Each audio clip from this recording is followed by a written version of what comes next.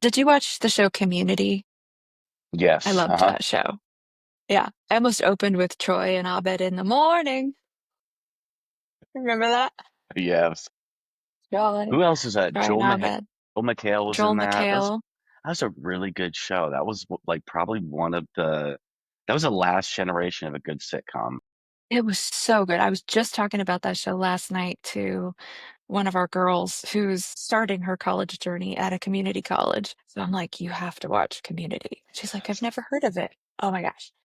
It's Oh, so and good. Chevy Chase's Chevy character in Chase. that was awesome as well. Yes. Gosh, I forgot about that. Did you watch the new Happy Gilmore?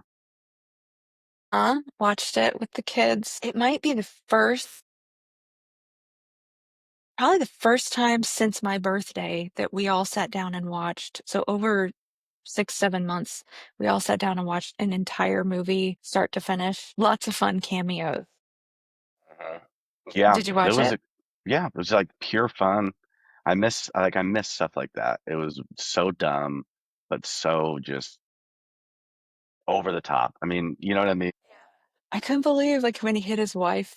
He kills his wife with the golf balls. Like, oh, that's dark. Yeah, yeah, It's funny. I loved what's his name? John Daly. So funny yeah, in that yeah, yeah. movie. I, uh, I mean, my dumb ass, I don't know any real golfers. About halfway through, I obviously know who John Daly is. Like, I'm not living under a rock or anything. About halfway through, I'm like, I actually think these guys are real golfers. These guys are either really terrible actors, or I think that Right, all right. these guys are actual golfers. Yeah. We saw Jason Kelsey. Travis Kelsey, rather. Yes, yes, Travis Kelsey. yes. That was a great cameo too. Our four teenage girls were goo goo gaga. I They were bet. like, that's Travis Kelsey. Who Rose. What is he doing? Like, it's just funny. They're trying to act like they didn't like that he was in it, but they're all like Yeah. eyeing him down. Are any of the girls Swifties? They've gone through some phases, but they're not hardcore. I think they kind of think it's not cool anymore. Mm-hmm. Mm-hmm. What music do kids listen to now? Oh, like Chapel Roan and Noah Kahn. They like very folksy stuff. Uh-huh. Uh-huh. A younger fellow at jujitsu was asking me if I had ever heard of, hey, heard this band, they were putting out some really great stuff way back in the day. Now, hadn't heard of the band, but he sent it. I can't remember now what it was, like 07, something like that, but doesn't matter. He uh he sends it to me and I start listening to it and I'm like, yeah, I was in high school when this came out. I listened to this all the time. And he's like, and so he's describing it to me as like, yeah, this showed up on one of my retro Spotify playlists or something. And I'm like, God damn, dude. Retro. Yeah. Yeah. I'm like, this seems like it was a couple of weeks ago that this came Right, out. right. The other day I heard, yeah, that's my dad's line. The other day, I'm like, Dad, that was at least 5 years ago. Yeah. Yeah. Not the other day. Yeah. Time is relative, if real at Yeah. all, which, If, speaking right. of, So your YouTube algo must look like mine because, and TikTok, it's a lot of like time and space can't be real because insert quantum physics conversation. yeah, I'm like, careful. I can't handle this today. Yeah, careful. You'll end up. Right. Well, is this email I need to send real? Maybe Exactly. not. Well, in the news, GPT. GPT-5 is here, our smartest, fastest, most useful model yet, with thinking built in, available to everyone.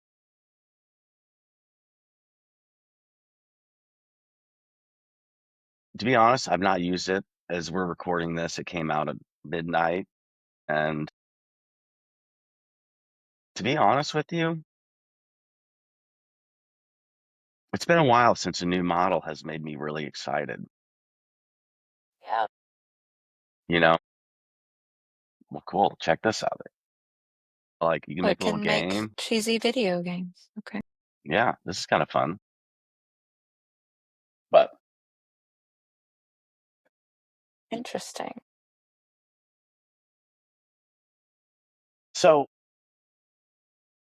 here's what I want to talk about with this model and just kind of generally all of these new reasoning models in general. Like, it's becoming obvious that the end user for these things are individual people using it for personal use. These are hyperscalers. They're creating an application for like grandmas and kids to use, like for somebody to make a cool video game like that. I mean, this is definitely like a gen pop AI tools, or like a gen pop large language model chat is what this is. So yeah, what I find to be fascinating about that is generally as these reasoning models, as they're releasing these reasoning models to more and more people kind of in the general population, again, making that cool video game, that's like a cool thing. I do think that that is really awesome. But the underlying thing that's going on as they create this advanced reasoning, each model is trained on user questions. And so, like when GPT-5 comes out, it's as a result of inference training. Inference training is when you train sort of a separate mini model on all of the user queries.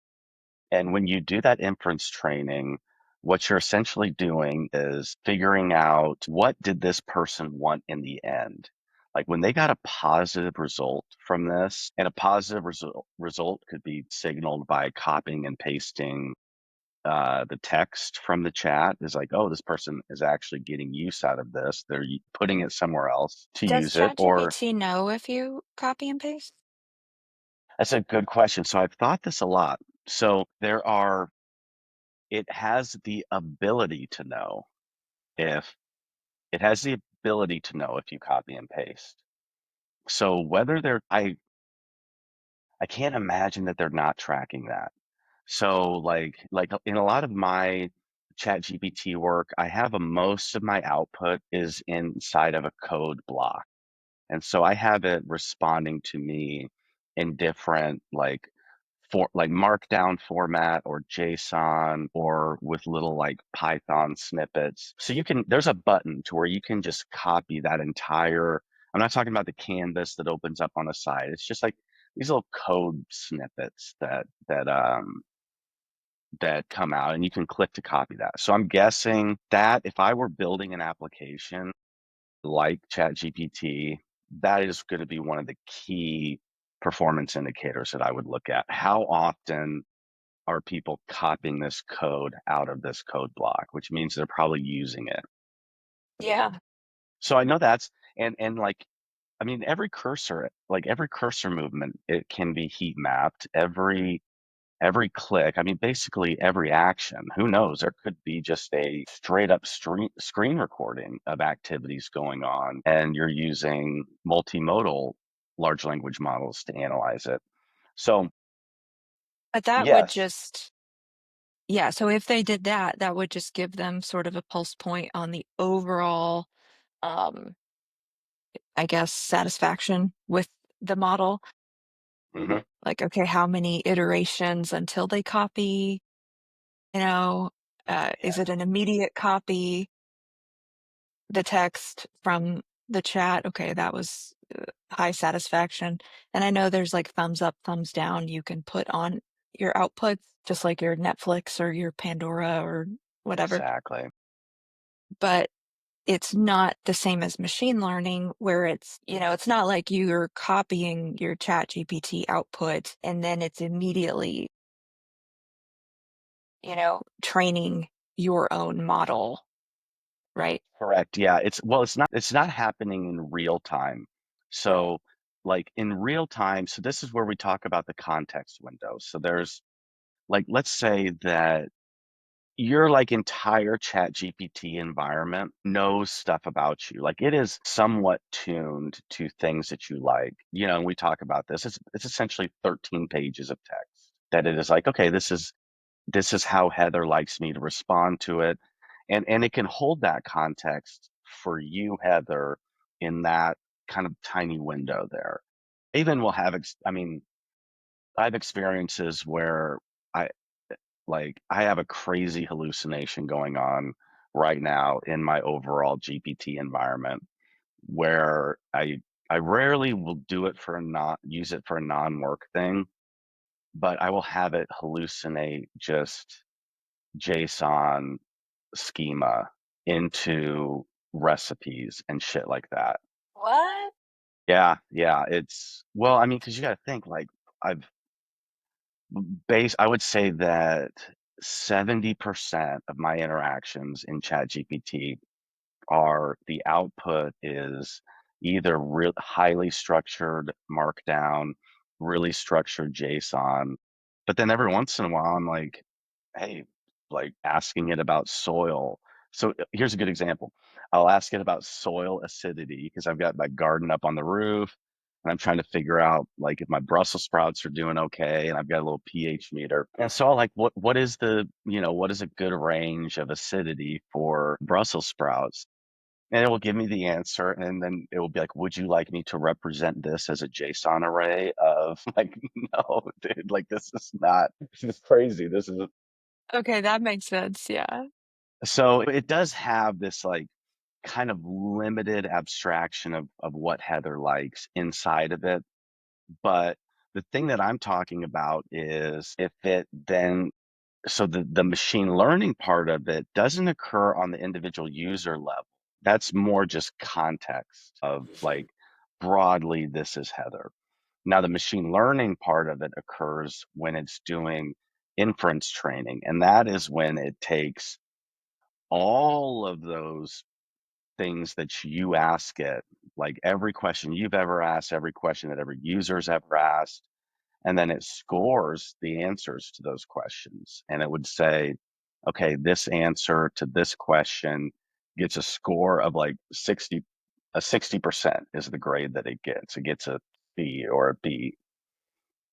And so the inference training is when you just do a cycle through that training and then you release a new model. Mm. So these new models that are released as a result of inference training, the primary difference that they have in them is figuring out what you want. So there's, as far as like the real power of the underlying model doesn't really change that much. It is, they are modifying your question. There's like an additional prompt check that is occurring inside of these new release models. So said simply is kind of all of these new model releases are a reaction to users really not knowing what they want. And Interesting. so the um that's inference. So like these models they don't have more juice under the hood. Really. I mean Mm. like realistically speaking, most of these models are about the same. Where they are differentiating themselves is how well they infer what you actually want compared to what you say you want, which is a very Okay. fascinating aspect to me, it's one of the most fascinating aspects of large language models Mm. is just how each model approaches inference is what gives a model its personality, so to speak. If you wanted, go ahead. You look like you've got questions. So, how do I say it? It's like, so if you were good at asking for what you want in the previous model, if you knew a thing or two about prompt engineering, or even if you just, I think some people are naturally better at detailing what they're after for one reason or another. Like I was I was pretty natural at using Mhm. ChatGPT. Maybe because I was so used to having to clearly explain what I wanted from other people in like a marketing agency, right? Like, okay, I have an idea for what we need to do for this client, or I know the problem, we need a solution. And then I would have to be really good at communicating that in a way that the most junior marketer who wasn't in the room for the initial conversation could understand. So I just kind of put that hat on and could usually get, you know, what I wanted out of that model. So if you were pretty good at that, if you experienced it as, yeah, I'm getting what I meant, then you may not even notice much of a difference. Is that Yes. what you're saying? Honestly, like, yeah, if you're like a really skilled COO and you've trained a lot of people, you've formed a lot of teams, and like if you've basically ever orchestrated something to where we say, hey, this business, we are all about customer service. Like, and you can have meetings till you're blue in the face if everybody give good customer service, but there's people who understand we need to say customer service is our goal. Okay, now receptionist, when you answer the phone, this is the script that you use. When somebody walks in the door, this is how they're greeted. Here's the questions you ask them every time. And you just filter that all the way down to like an account executive, post sale, like, Yeah. it is, if that's how, if you've ever had experience doing something like that and you maybe let go of the magicalness of AI, you would be phenomenal at constructing AI Yeah. systems. So it's really the less competent you were before GPT-5, the more you'll notice an improvement. Hmm. Exactly. I mean, I don't know if I've said this like before, but we just recently, I mean, July 16th, this is crazy. I mean, uh, July 16th was the first time that we used anything above O1, like as far as any of our Really? models. Yeah, it's it's interesting. Like Is that I've because been, you wanted like maximum control over creating your own inferences and training? I exactly, exactly. And do you know what? Like I mean, I don't care. But we actually ended up because we introduced the potential for inference in our workflows. We introduced like I talk all the time about these things are concept calculators, you know? We've talked about this. So when you put a rooster in the hen house and you say, okay, you can make some decisions here. You're allowed to make some inferences about what I want. It got squirrely. It got squirrely for like 3 days. I spent a whole weekend like, where the fuck did all of these hallucinations come from? And I went back through and I gave the I gave the inference models. We've got three. We have Pro Mode has 140 probably. We have probably 140 LLMs that are all tuned for a hyper specific task.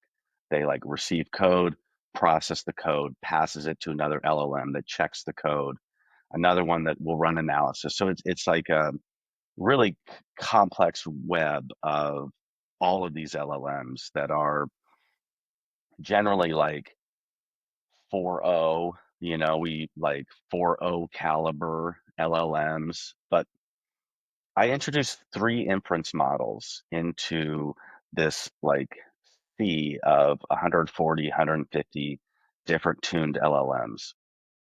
Three inference models just fractured shit.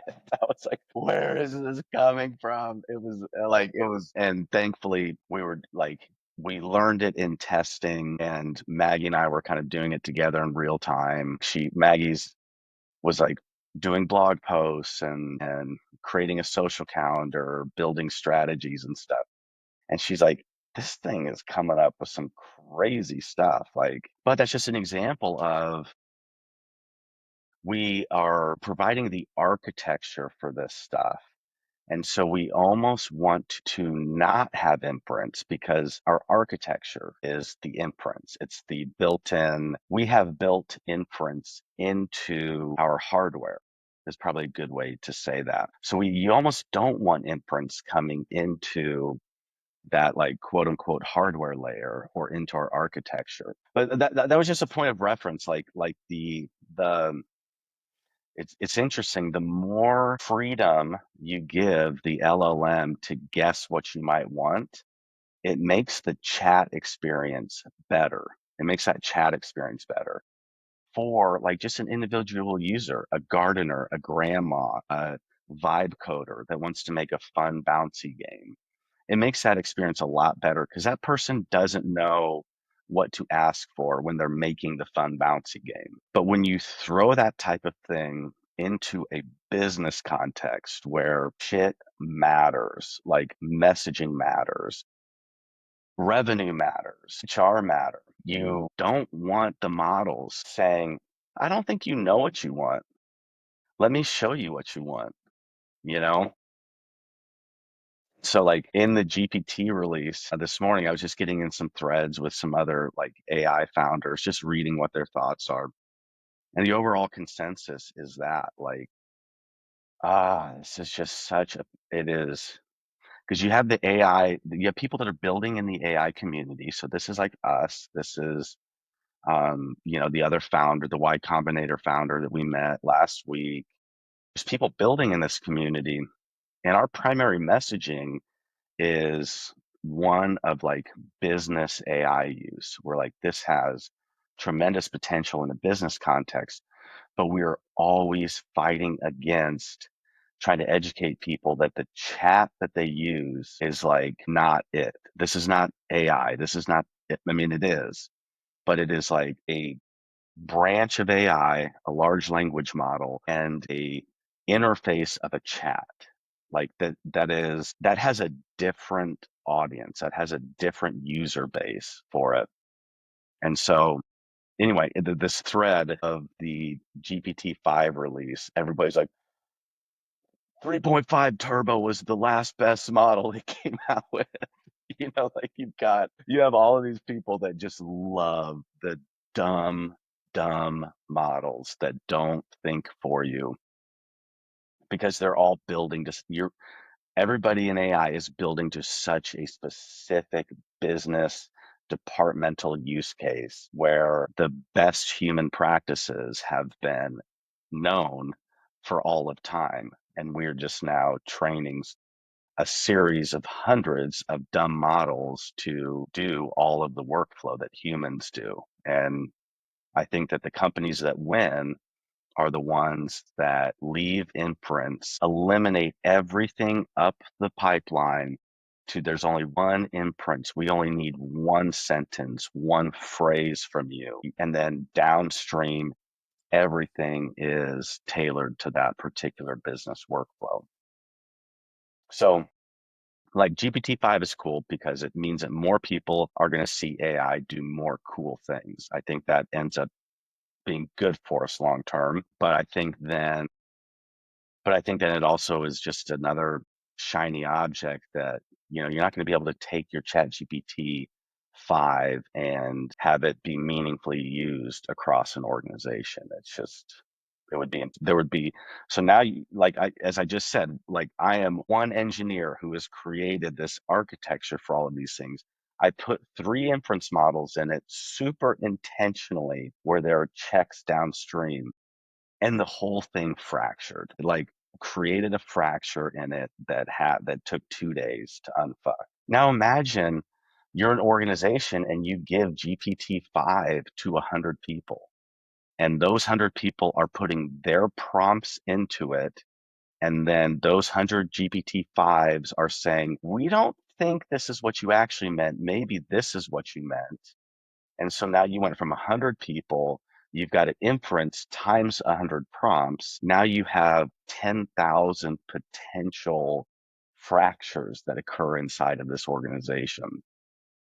It just doesn't work for business. It works for gardening and recipes and making a cool game with your kids. But Yeah, I will say, and just to like bring it down a little more, um, I guess reachable for me. I've been using ChatGPT for recipes lately, and I am not a recipe person. I love to cook, but I'm not a big recipe person. I am more like I'll look at recipes to get some inspiration, and then I'll do my own thing. Unless I'm baking, and then I'm using a recipe usually, but I don't bake very much. Uh, so just for fun, I've used ChatGPT for 3 or 4 recipes in the last 2 weeks or so. And when I tell you every single one has been like perfect. And I followed these recipes to a T. One was those actually the Brazilian cheesy biscuit those things are good. Those are so that good. I made when you guys came over. I'd never made those before, like seen them, heard of them. Thought, yeah, this is a good chance because you don't eat gluten, and my oldest kiddo also shouldn't eat gluten. Perfect recipe. And then like some lemon cookies that were bomb. Like, I don't know if I've ever made better cookies than that. And I made some good cookies in my day. And then like a chicken recipe, but just very good. And I would just enter into ChatGPT the ingredients I wanted to use because I like to do that. Like, okay, I know I want to do something with chicken, and let's do some spinach and some like just a few things I have on hand that I want to use. And then I'll tell it a little bit about like the flavor profile I'm after and any kind of negative instructions, like don't use anything with cheese or don't use whatever. And it just gives one recipe like that. And I think one time I was like, yeah, I don't like this about that. I don't want to do mashed potatoes. I want to do roasted potatoes. And then I'll rework the whole thing. And these recipes were fantastic. Yes, it is so good at that. It is, So good. I I mean, don't know how. the training data, think about like it is, that's a perfect example of we talk about the old days where you would go to get a recipe on a blog and you're like, God damn, where is this thing? Terrible. Right. But The history of graham crackers, I don't care. Just give me the recipe. totally. But the cool thing about it is that training data was so accessible, so you're able to then get down to the actual recipe itself. And these recipe blogs are organized by Mediterranean, Thai, Korean. So they're already pre-organized for traditional search. And so then it gets that training data and it just logs. It just goes down to the recipe. We're going to leave all this blog bullshit up here, go down to the recipe, and the amount of structured data that went into its recipe training is chef's kiss for that use case of AI. It is so brilliant. We are so lucky to have reached this inflection point of people selling ads on recipe blogs and that becoming a major cottage industry. And then that all being publicly available, publicly scrapable, because the only way you're going to sell ads on that blog website is to allow it to be crawlable. And then all of these Interesting. hyperscalers going to these blogs and they're like, yeah, we'll take that recipe. We'll take that recipe. Leave all the dribble, and to where that is an example of like, this is what an LLM was meant to do, is the thing that you're describing. It really does make sense that that would be just a primo use case because not only do you have super consistent data, like all recipes are kind of in the same One format. cup this, two cups that, Right. and you can Yeah. create an abstraction of all of those things and just, yeah. And then it learns Yeah. the ratios of things so you can, Right.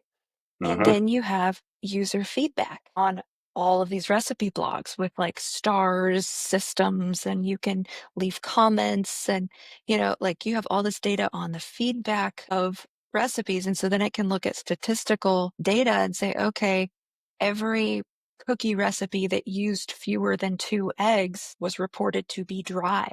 So we're not going to, like those adjustments could be made. Um, and the result is like very, like, I'm going to write these recipes down. I have these little books for my girls, like an old grandma that recipes that I really like in. Like these damn robot recipes are going in there because they're that good. And it's the cool thing is that it's participatory. I love that too. I mean, I love to cook, and I love the participatory experience where you like you had a like the your potato swapping roasted for mash or whatever. You had an intuition. You're like, oh, I've eaten something. You can look at the recipe and kind of intuit what the mouthfeel will be like, what the presentation will be. And then you're able to like, okay, give me a swap for that. That doesn't quite seem, and then it's like instantaneous swap. So you get to participate in the recipe creation as Totally. well, which I find to be just amazing. It makes the joy of cooking super accessible to people because you'll have a Yeah. recipe, and a lot of people that is a security blanket is having the recipe, but the participatory experience of creating that recipe, I think, is a rich one for people Right. that makes me Yeah. Like excited. now make it spicy. Okay, well, what is it going to choose for the spice in this? Is it a chili? Is it a pepper? Is it, like what's the best thing to make this more spicy or add umami profile to this? And okay, add some anchovy paste. Okay, I wouldn't have thought of that. Perfect. Like Yes. I just love it's very cool. But I So, want to talk, yeah, go ahead. well, I wanted to put a button on the recipe thing. I had an experience last weekend. Maggie was out of town, so it was just me. And we got a lot of I like weird meats, just weird tongue, like all Oh that yeah. kind of stuff.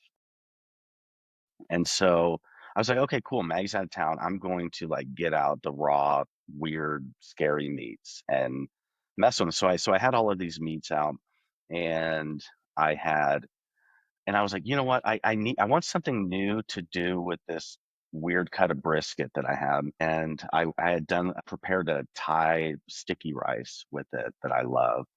And so I get on my phone to get on ChatGPT. I never use GPT on my, and so there have been many updates since the last time I'd use it. So I'm not logged in. And you don't have to be logged into the app. They'll let you use it without being logged in. And so I just open it. I was like, okay, I'm not going to bother logging in. I asked for the recipe, and I go, for half of this, I'm making a Thai sticky rice. For the other half, just what are some other weird ways that people use brisket around the world? Like, what are the other flavor profiles for it? And I got the thing. It was like, good for you for making Thai sticky rice. The Oh yeah. sycophancy, I hear people talk about this all the time. I've never experienced it before. I get on GPT, Really? not logged in, and I tell it that I'm making a Thai sticky rice for one half of it, and I would like a very different flavor profile for the other half of this brisket. And this thing praised me to the high heavens, and I was like, well, I hate you. Why did you do this? ChatGPT is the ultimate pick me girl. I mean, you're so smart for thinking of that. Good idea. Like, look at you go. I know. I'm like, I have way better ideas on my desktop when I'm talking to you. I never get any of this. Like, I never get any good job at your awesome You got database structure. you got GPT off duty. GPT after dark. Good job, man. You're a big strong man making rhymes.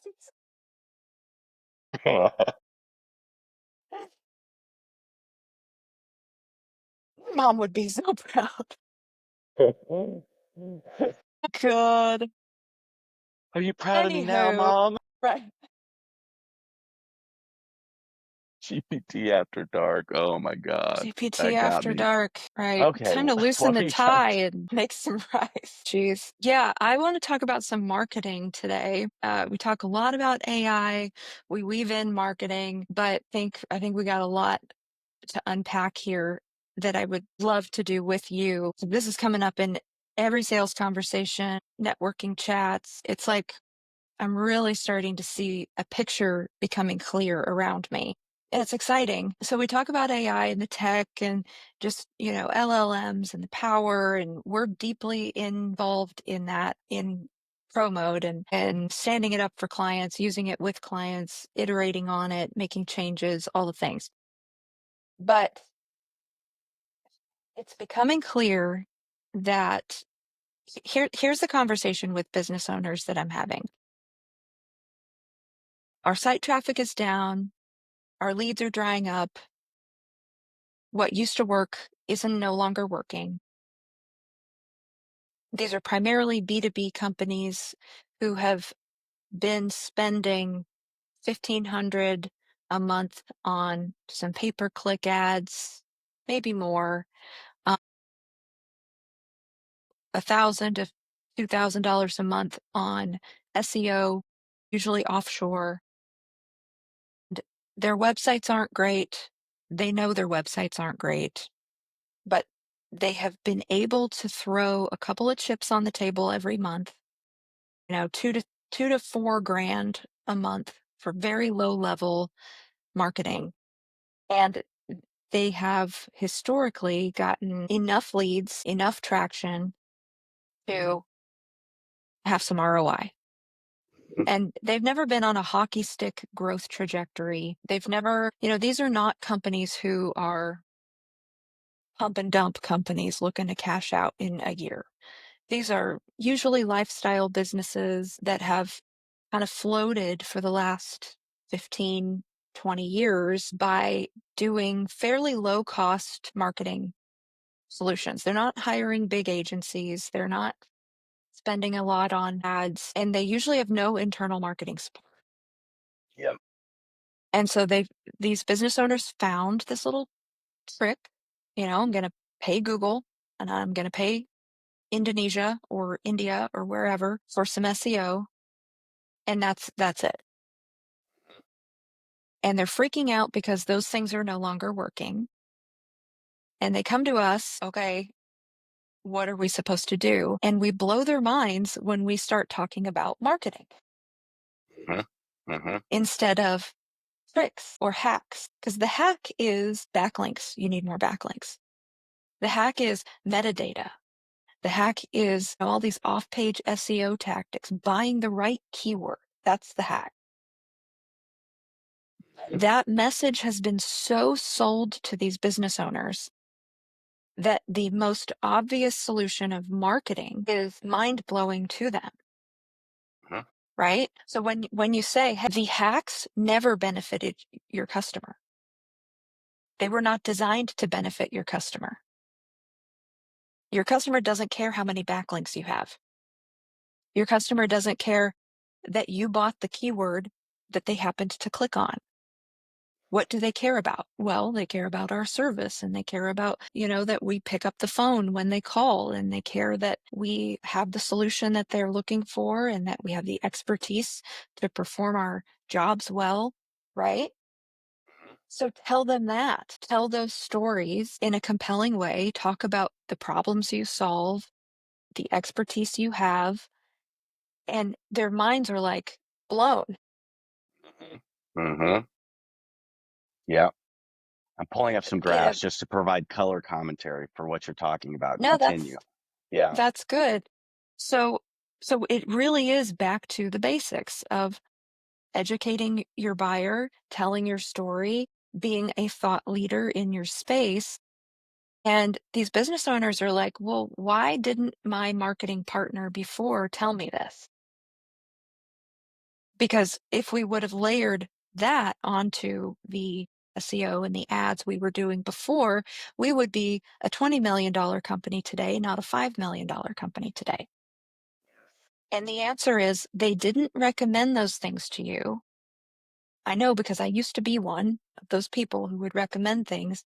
They didn't recommend elaborate content strategies full of great, storytelling and actually connecting with your buyers. They didn't recommend those things because there is no way you would have paid the price tag that comes with them. Exactly.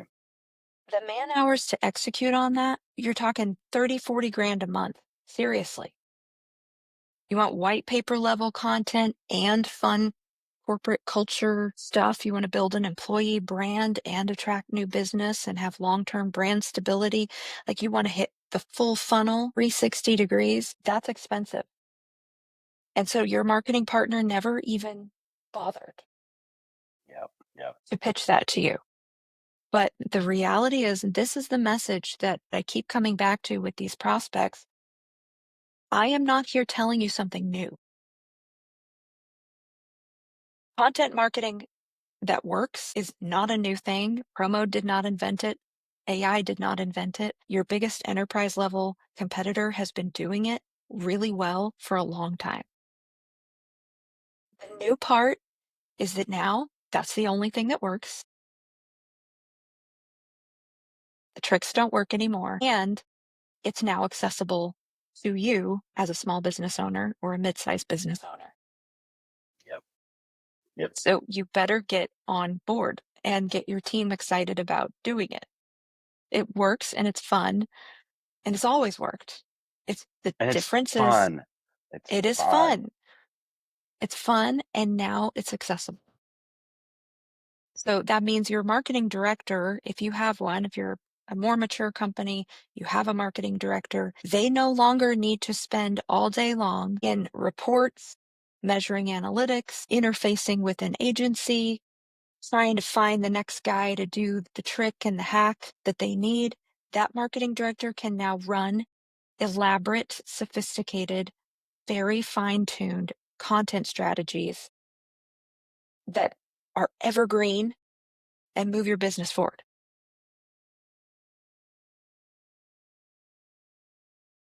There are so many signals pointing to this. I do want to talk about, not right now, but I do want to talk about the economic conditions that led to this point today, because that's a really important thing that I think people should understand. But I think let's just talk about culture in general.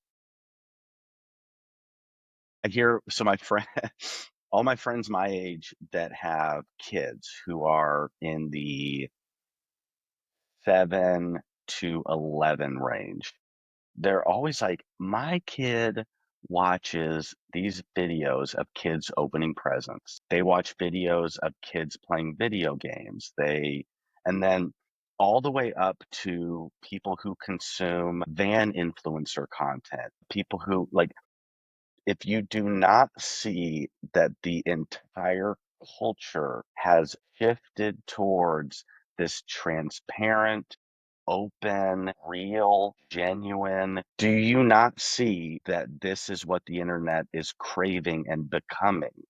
Like, Mr. Beast exists as a result of the polished hacks. Like, every content that I don't understand how marketers, as they are consuming social media, if you looked over their shoulders, they are scrolling past the shit from other companies that they post for their clients and yet defend the just really boring shit that they do. And they don't realize that they are zipping right past that when it's coming from another fractional CMO that is working in the same industry. And they do not feel themselves scrolling past this just boring dribble. I don't understand that.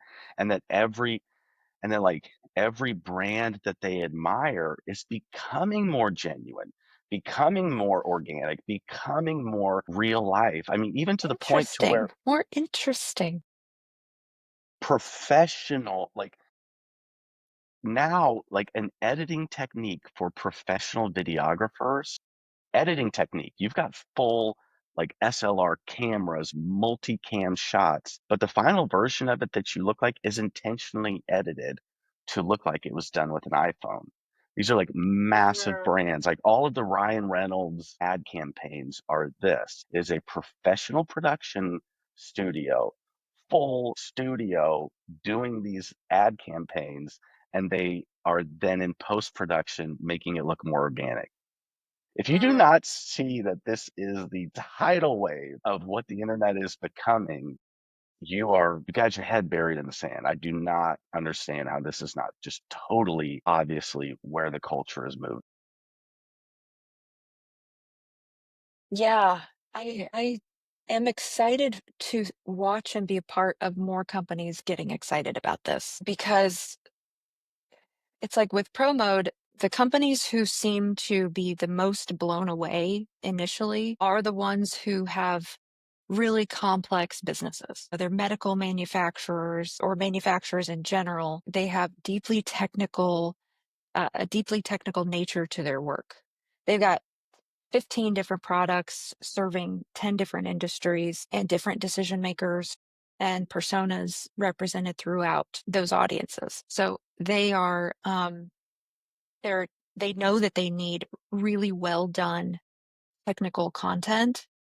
And so they love Promote for that. And I'm glad, like, use it for that, but also that human brand piece. Watching companies get that and get excited about that is just, it's awesome.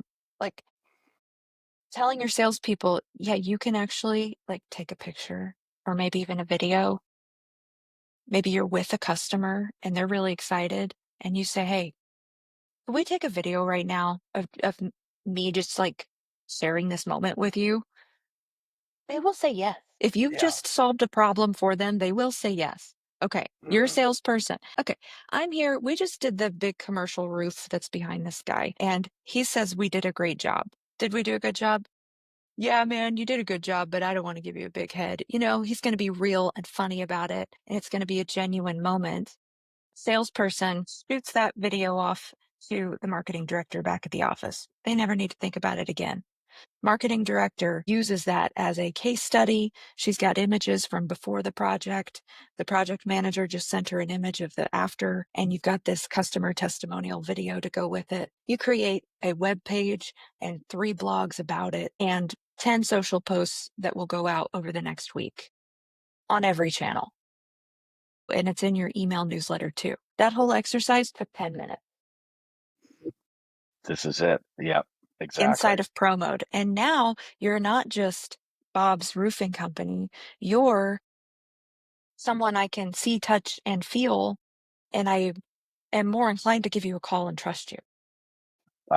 Listen, so here's my pitch. Like, if I were to open a marketing agency, Matt's fractional marketing today, this is exactly what I would do. So first off, as a fractional CMO, if you're working for a company, you're touching bases with that company once a week. Might have a meeting once a month, maybe. So if I were to touch base with my clients, first off, I'm doing this because I'm really interested in these people and what they're doing. I want them to succeed, and I need to keep them happy about what's coming out of our marketing efforts. So, like, they're my first customer, right? And then their customers are kind of a secondary knock-on effect. I mean, there's a lot of people who they like their agency. They're, you know, they'll be okay with like not great results. But anyway, this is exactly what I would do. As once a month, I would have a check-in with the owner of my client, the owner of the company, or somebody on that team.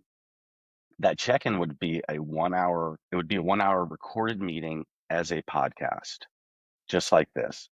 Tell me your story. How did you start this business? What's going well? When did you hire your first person? Did you weather any weird economic times? Like, when did you expand? Just tell me everything. I'll just ask you an hour worth of questions.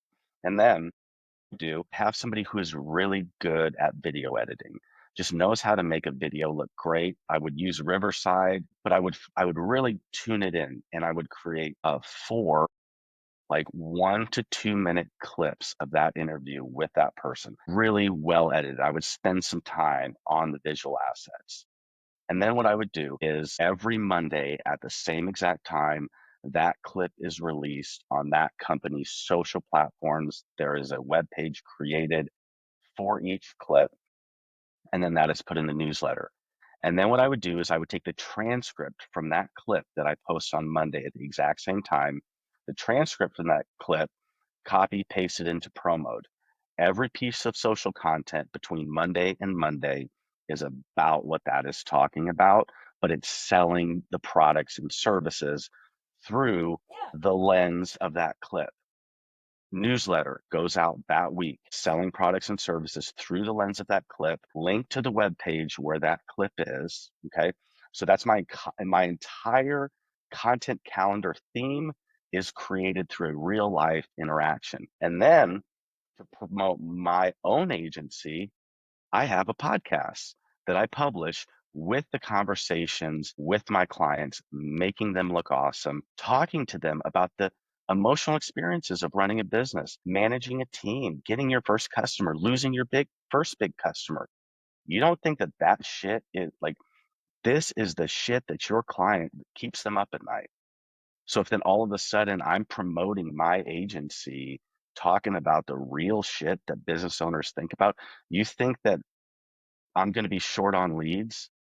People are going to see that and say, and then my client is going to be sending those clips that make them look awesome. That's what I'm saying. Edit it to where they look awesome or funny or just real. Spend time on the editing. They're going to be sharing that with other people. And if you post it on the same time of the like same day of the week, same time, every single time, that business owner is going to look for it. They will begin to anticipate it. Now you've created this like Pavlov's dog effect with your client and them continuing to pay for your services. And then you are using what you create for your clients as your own marketing, like legitimately one of the best engagements. Like it's multimedia, it's high volume, it's real, it's got personality, it's speaking to real problems, and it takes no time at all. You Mm, do that interview once a month, and you have everything you need for that client for that entire month. And that that's is an really good. engagement. That engagement, like you said, that's a $15,000 a month engagement. I mean, just without AI, that's what that is. And so the only tools that you need to do this, you need Riverside, you need Pro Mode, probably need Canva. You need nothing else. You need nothing else. Distribution is taken care of. You've got three tools that everybody on your team as an agency or a fractional CMO, and that is a repeatable system. And then you can just say, this is my package that I offer as a marketer, and you will look awesome. Look at these case studies, is everything. It's got a process. It is dialed in. You can hire people as you grow. It is the most sustainable lockdown business model that would deliver phenomenal marketing results and do the marketing for my agency for me. I don't need to have a separate marketing effort for my agency. The thing I deliver for my client should be that, and it should be a part of the same workflow. It's so refreshing, and the more you talk like this and, you live in the realm of AI and of pro mode and the tech, but you throw out the strategy and the advice, the consulting really to clients to help them understand, and it's so refreshing because this is not the way agencies talk, and I would encourage, fractional CMOs and agency owners to think more like this. Because the reason they think the way they do today and they talk the way they do today is because of the systems that have existed over the last 20 years. Everything has been very siloed. Everything has taken a really long time. If you own an agency or if you're a fractional, you know, the first step to what Matt just said is creating a strategy on paper that makes sense that the client will sign off on. So that's, I don't know, 3, 4 hours of your time, plus the back and forth questions from the client. You're negotiating, you're trying to nail down your strategy and sell your idea. That's an elaborate process. And then, finding a videographer to take video and then editing that video and the final approval process, like all of these things takes forever. And then each tactic, you're talking weeks and months for approvals. What we're saying is all of those silos, all of those, I don't know, like all of the drag that existed is gone with these AI tools that are like Pro Mode. So all you need is that initial spark. Okay, we're going to take a video. Boom. All of that client's data is already in Pro Mode. You do not need a deep dive discovery. You do not need to become an expert on what they do. You don't need to know the intricacies of their products. You really don't. You need to know how to run this system. Okay, I'm asking you great questions. Here's the video. It's plugged in. All your data's here. We're selecting our strategy. What products are we focusing on? What industries are we focusing on? Boom. Client logs in, approves content. That's literally it. Mhm, mhm. And it's interesting. Like it is interesting and it is Yes. fun. It's And like, exciting. and so if you have a, like the idea of an SEO strategy is like today just feels mind-boggling to me that you would have an SEO strategy. Like an SEO strategy is computation of keywords. So this is built into Promode. You take the transcript, you take just something interesting, something human. Promode has like you just the AI strategy is fixed. It's built through scraping every domain related to like it is just done. It is done. It is a process that takes 40 seconds to do and it is fixed and in there forever. And so then cool transcript of a real human moment goes in. And then the SEO is taken care of, the brand voice is taken care of, the products that are associated with the thing that the business owner is talking about are promoted. Those things are like the audiences to whom they're being promoted. These things are all taken care of. And so it is just incumbent upon marketers to look for human experiences and just let go of some of this stuff. It is not the the moat of marketing has never been in these tactics. It never has been. It like the moat for good marketing has been the ability to capture the pain and the frustration and the emotional state of people looking to solve a problem and presenting an elegant, empathetic solution to that problem. This is marketing's moat and it always has been. There were just some hacks that came along that allowed marketing to lose sight of that and still make some cash, you know? Yeah, the other thing that we are kind of having to re-educate folks on, especially in B2B and smaller B2B, I would say, is the importance of social activity outside of LinkedIn. Just had a conversation with a new client. The entire team was like, we don't do Facebook because our customers, that's a B2C platform and our customers are B2B. It's like, do you think that your customers have a Facebook account? Well, yeah. Okay. Is your biggest competitor posting on Facebook? Well, yeah. Why? Well, they're bigger and they can afford it. And okay, so they can do it because they can afford it. They don't do it because it produces anything good for them. Well, we just haven't ever seen any results from Facebook. We tried ads 5 years ago one time and we didn't see any leads, so we don't post on Facebook. And it's like, that's the re-education. Instead of thinking, what platforms should we be on and not be on? It's how many can we be on in a way that's authentic to us? And we tell our story. And here's what we're telling these clients, and it's so frustrating. Oh, your your customers will see you if you talk enough about the problems you solve, because that's how algorithms work. The algorithm that your customer is operating on by their engagement is the mirror of the algorithm that we're using to create your content for that platform.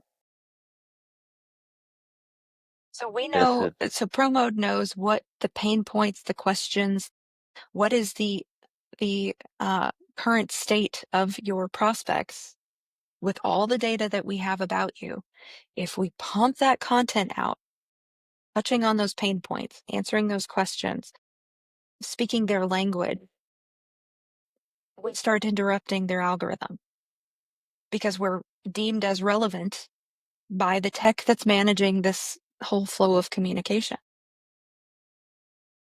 Listen, this is it. You hit the nail on the head. People need to be thinking less about the platform that they're doing things on and more about the algorithms in which they're doing those things. So it there we don't have there's I mean, god damn people, we've not had a chronological timeline on any of these platforms for like 8 years. Why are we still talking about what activity goes on what platforms?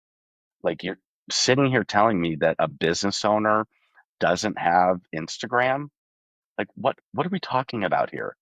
And and marketers know, there's pixel tracking on every single browser, on every single device. And so if a business owner in the same browser is Googling, like, should I buy this stuff from Amazon or somewhere else? And like that pixel is now, if they've used Facebook in that same browser, that same pixel for that query is now in that browser. And that business owner will be fed paid ad content, organic content, all related to that pixel that was put in their browser. And Yeah. so then it's incumbent upon marketers now to be thinking not what platform something's on, not what is the message that's going out there. It is truly trying to get in the behavioral state of all potential customers at all potential states in a buying Mhm. journey. It is so like, okay, let's say this new client that we're talking about, they work with restaurant owners or franchise owners. The emotional state of a first-time franchise owner that is going to a bank is one thing. That's a that's one emotional state. The emotional state of a franchise owner going from 1 to 5 locations is a different emotional state. These are completely unique emotional states and problems that they're feeling in any given moment. And so it is imagining all of those potential things, all of those potential pattern disruptors, all of those potential opportunities for empathetic messaging that meets these people exactly where they are in this journey. That is putting you into an algorithm, not onto a platform. Mhm. Yeah. So, I mean, again, it's the same thing that has always worked in marketing, like true marketing, not advertising, not digital tricks here and there that have a shelf life, actual marketing, like great messaging to your end user, distribution. We're not changing the rules of marketing. It seems new to the mid market because they've never had access to actually be able to do it. Some of them have played around with it, and I don't mean that in a diminutive way, but they, they've given it a try at some level. They had a video created, they spent a lot of money to create a really great brand video. They were excited about it. It lives on their website. Now what? Um, maybe they've even done some testimonial videos or they paid a branding agency to create some great things for them. But unless you have frequency and volume over time, you really don't see those branding benefits, Yeah. which keeps you having to pay for those leads every single time. Percent. Yeah. And we have the technology, like we have all of the technology from high quality video recording, like we're doing right now. Like from that, it could be done remotely. It can be done. We don't need a crew out here. Like, we don't need people that know how to use Final Cut Pro doing this thing. Like, it all of the pieces are in place to be able to execute on this thing beautifully today. And like, and think about another thing I think marketers don't think about enough is what is the incentive of the social platforms and Google, the search platforms and the social platforms? What is their incentive? Their customer is the user. Like their customer and what the user is demanding, they will promote, right? So I think sometimes, somebody I was talking to yesterday, he was telling me, he's like, I used to be able to get a really well qualified lead for $9 on Facebook in 2011.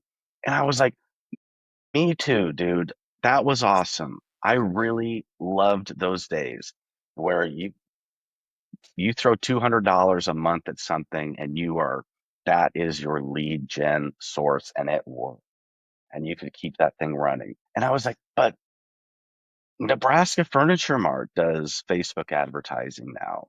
What do you think your cost is going to be now that you've got Nebraska Furniture Mart or Wayfair? Is like this is who you're competing against when you're doing these Yeah. paid ad strategies. Yeah, these big brands were looked at paid social or maybe they were doing pay per click earlier on, but they were maybe looking at paid social as like, like that's kind of beneath us right now.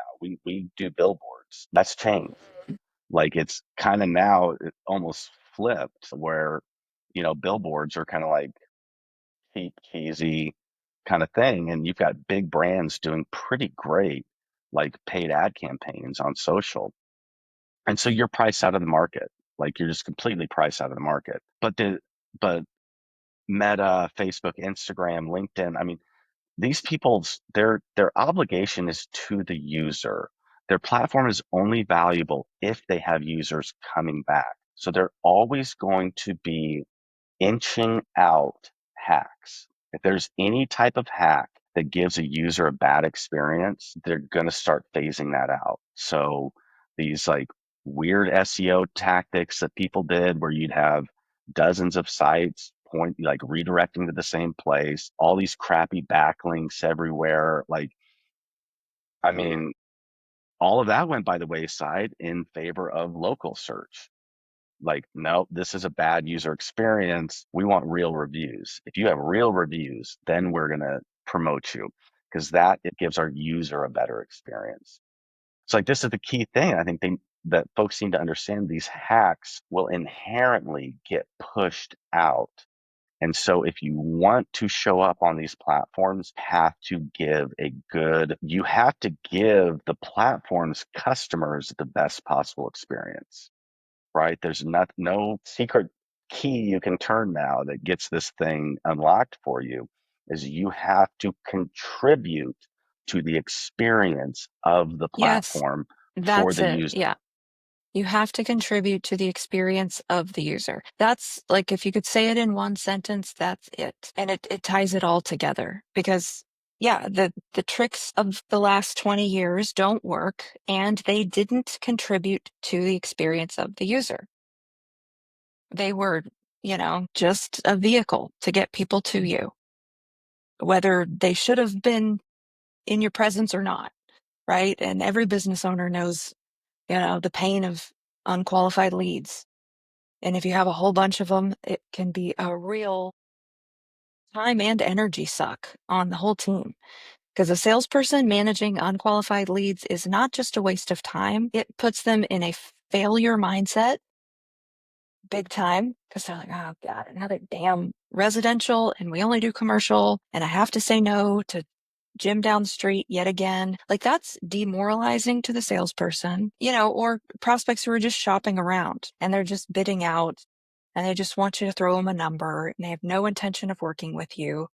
But if you attract customers to you and employees to you, to your brand, because they like your style. I like how this founder talks in these videos. He's funny. Or he seems like a real no nonsense kind of guy. And that's refreshing. I want to work with somebody like like attract people to you because of what you are. And then the sales process looks like this. Hey, I know you guys do XYZ. That prospect is well informed. I've seen your stuff. I've engaged with your stuff. I've noticed you here and there.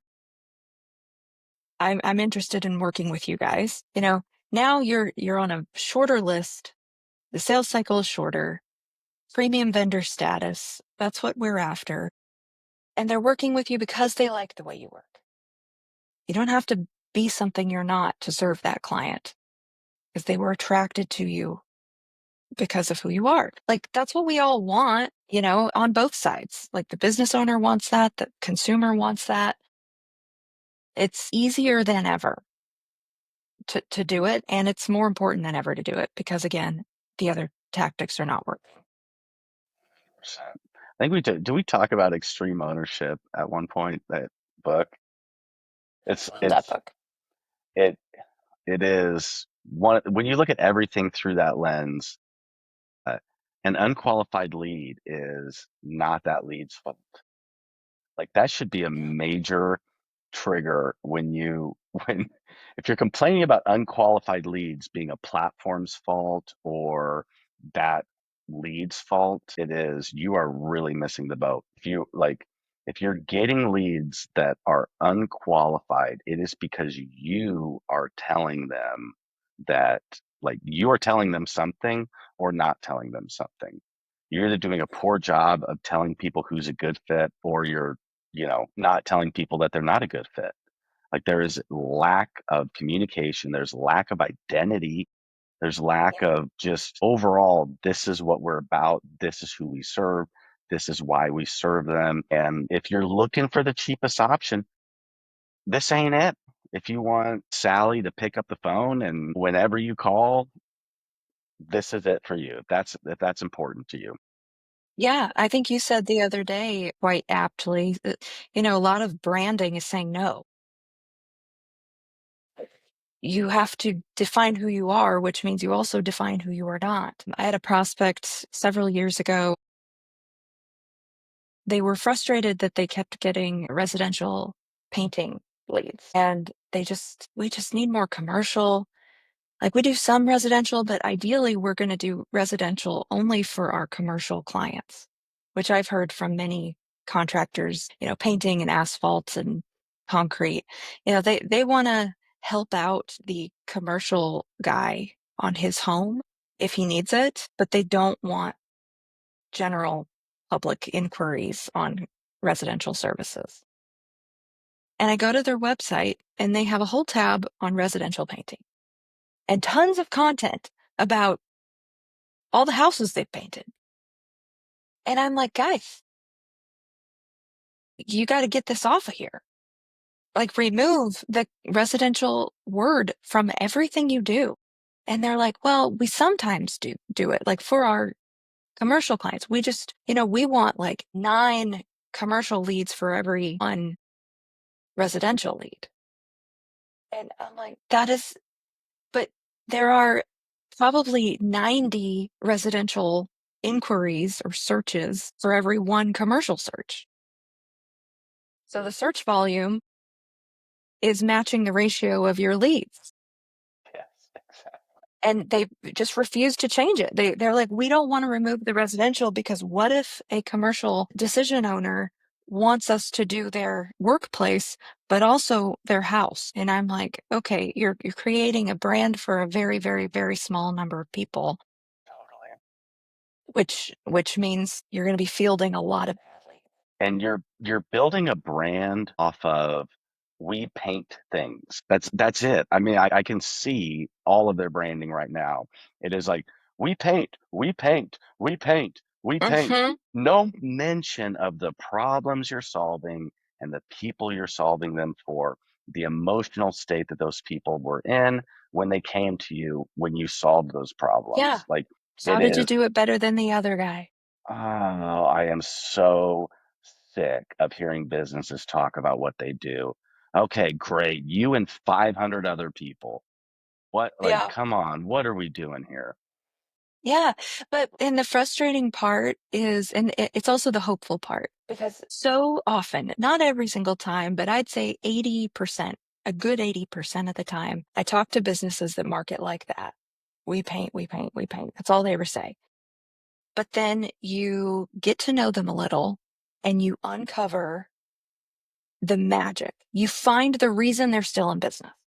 You're like, okay, you've been around for 30 years. Your marketing sucks. You clearly don't know how to tell your story, but I'm talking to you for 20 minutes and I've talked to a couple of your team members who are on this call, and I'm starting to see how you're still in business. You guys genuinely care about your customers and you solve their problems in some pretty unique ways. Then the stories start coming out. I see it all the time. In fact, another painting company who I think will be starting on Pro Mode, that's a lot of their marketing. We paint, we paint. A little bit of here we were at a community event and okay, they're starting to move in a good direction there, but pretty generic, at its face marketing. I go into their offices and immediately there is a vibe of like, this is a cool place to work. I could feel it instantly. I walk in the door, everybody's smiling. Like 15 people. They all have their matching polos on. There's an energy in that office that's like, we really enjoy what we're doing. We really get a kick out of our jobs and we kind of like each other too. And we Yeah. joke around and we're fun. And then I meet the owner. She's cool as shit. The whole leadership team, they're asking good questions. They care about the company as if they own it, which if you can transfer that care as an owner, you know what you're doing. Great culture, great energy. And I'm like, you guys can do some fun stuff with content marketing to not only get Absolutely. more business, but be the only painting company anyone wants to work for. Hmm. And at the very least, just have something you're proud of, something interesting out there publicly. I mean, like, you're going to be doing it anyway. I mean, come on, may as well just have it be good. Like, that alone is just, that is infectious. Doing things with excellence is infectious up and down the organization. Like, that's, I told that, I told that to somebody last night. Did you?